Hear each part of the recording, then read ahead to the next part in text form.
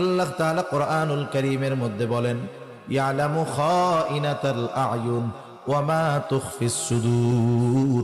আল্লাহ তাআলা জানায় দেন, এই অঙ্গ প্রত্যঙ্গের দ্বারা গুনাহ করলে অঙ্গ প্রত্যঙ্গের খেয়ানত হয়।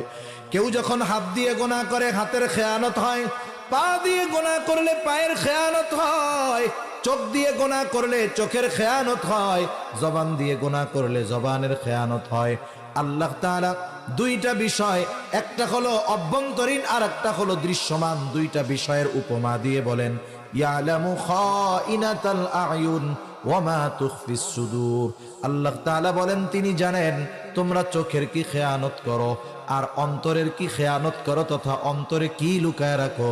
দুনিয়ার কেউ না দেখলেও না জানলেও যিনি তোমার চোখের আর অন্তরের খেয়ানতের খবর রাখেন তিনি কে?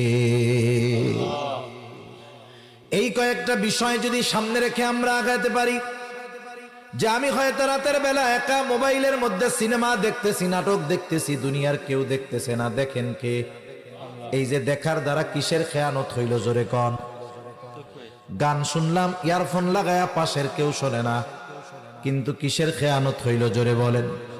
অন্তর দিয়ে খারাপ চিন্তা করলাম, দুনিয়ার কেউ এই চিন্তার খবর জানে না, কিন্তু জানে কে? এই রকম প্রত্যেকটা চিন্তা মানুষের জীবন পরিবর্তন করতে পারে, নাইলে পিটিয়ে মানুষের চারিত্রিক পরিবর্তন সম্ভব নয়। বরং সে যদি চিন্তা করে আমার সব কিছুর নিয়ন্ত্রক একজন আছে, দুনিয়ার কেউ না দেখলেও দেখার মতো একজন আছে, এই ভয় এই চিন্তা যা